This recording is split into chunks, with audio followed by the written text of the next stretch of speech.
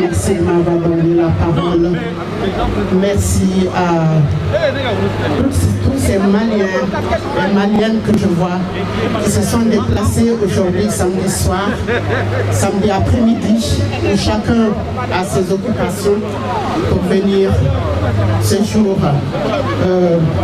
3 mois de détention de Soumaïla Cissé, qui est un enfant du pays, qui est un enfant foncièrement déterminé, dévoué pour la cause malienne, devant la mairie de Montreuil, Montreuil qui est notre, si je peux dire, en France, notre deuxième Bamako.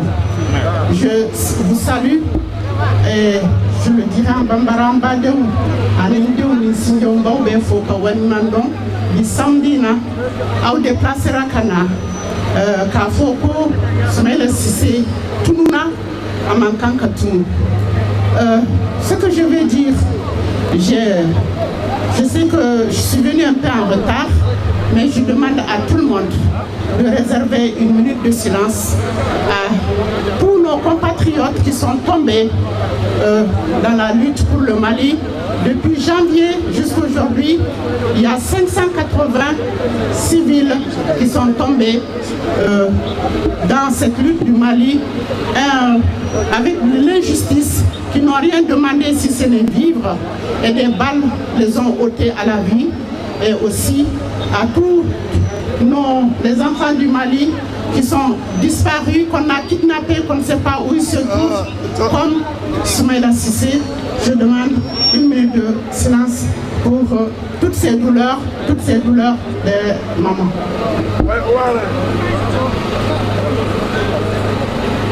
Alors, je viens vous dire, ma douleur, elle est grande. Elle est grande au niveau de toutes les mamans. Quand j'ai entendu le discours de Mme Cissé Assane Traoré, qui a dit qu'elle était partie en campagne avec son mari, et lorsqu'il a quitté Niafinké pour aller à Saraféré, il lui a dit: je reviens pour dîner. Et que son mari, elle a préparé, son mari n'est plus jamais rentré. C'est la douleur de Astan, mais c'est la douleur de toutes les mamans. Dans toutes ces guerres asymétriques, dans toutes ces guerres qui se éclatent un peu partout dans le monde, qui souffrent, c'est nous les femmes. Nous ne voyons pas en Soumaïla Cissé l'homme politique. Nous voyons en Soumaïla Cissé un mari, un frère, un tonton, un grand-père. Donc c'est la souffrance de tout ce monde-là avant qu'il ne soit homme politique.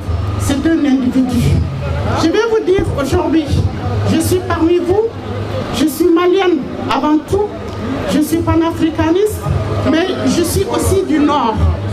En venant, un jeune qui fait partie des groupes patriotes, parce qu'à Gao, il y a les jeunes, je ne vais pas vous le dire, les jeunes qui se sont battus depuis 2012 jusqu'à aujourd'hui pour refuser la partition du Mali. Ces jeunes-là sont toujours là-bas et qui se battent. En venant, c'est un jeune de ces patriotes qui a quoi, 25-30 ans, qui a été enlevé. Personne ne sait d'où il est parti. Toutes les semaines, tous les jours que Dieu fasse, ce sont des disparitions, ce sont des enlèvements, ce sont des tueries. À force, la mort, le désespoir et la misère, ça rentre dans le quotidien des Maliens à telle enseigne qu'on n'en parle même plus. Les 32 personnes qui sont mortes à Bankas n'ont même pas été dit à la télé. Personne n'a mis les drapeaux en berne alors que c'est un drame. Notre pays vit un drame pour tous les enfants du Mali, mais un drame pour nous les mamans. Nous souffrons en tant que maman, nous souffrons en tant que sœur, nous souffrons en tant que grand-mère, nous souffrons en tant qu'individu tout court. Nous demandons à la communauté internationale qui, au jour d'aujourd'hui, le peuple du Mali s'est levé pour dire stop, ça suffit. Nous avons trop souffert, nous voulons écourter cette souffrance-là et la personne qui n'a pas pu gérer le Mali, c'est le président de la République qui est en place, donc nous n'en voulons plus. Le peuple veut prendre son destin en main et nous voyons voyons le bal de la CEDEAO, nous voyons le bal de la communauté internationale qui vient nous dire que non, nous, peuple malien, nous n'avons pas le droit, et les États-Unis viennent nous faire la morale, comme quoi nous n'avons pas le droit, de dire que la mauvaise gouvernance, nous n'en voulons plus, parce que tout simplement, le système en place, ça les arrange. Le système en place est là pour eux, et non pas pour le peuple malien.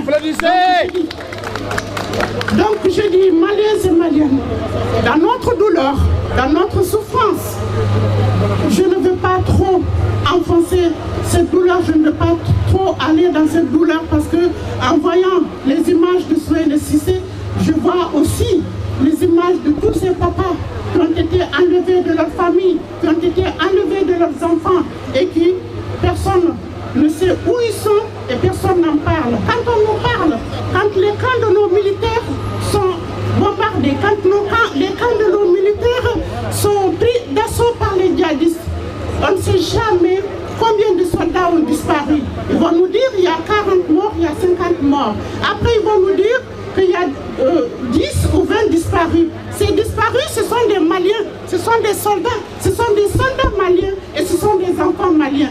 Donc vous voyez que la disparition au Mali, ça fait déjà plus de 10 ans que ça dure et que personne ne s'en préoccupe. La douleur, elle est grande dans toutes les familles. La douleur est grande partout au Mali. Mais ce sont que les enfants du Mali qui peuvent libérer le Mali. Quelqu'un d'autre ne viendra pas de l'extérieur pour libérer le Mali. Il faut que tous les Maliens prennent conscience que ce Mali-là, c'est le bien commun de tous les Maliens, que ce soit de l'intérieur ou de l'extérieur.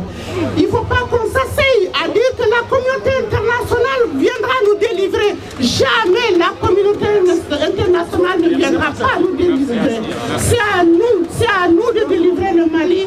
Et je dis encore bon courage à toutes les mamans, bon courage à toutes les sœurs, bon courage aux Maliens tout court pour libérer Souleymane Cissé, pour crier haut sur tous les toits qu'il faut que toutes ces personnes qui ont disparu soient mises au jour, soient restituées à leur famille. Merci d'avoir donné le parole.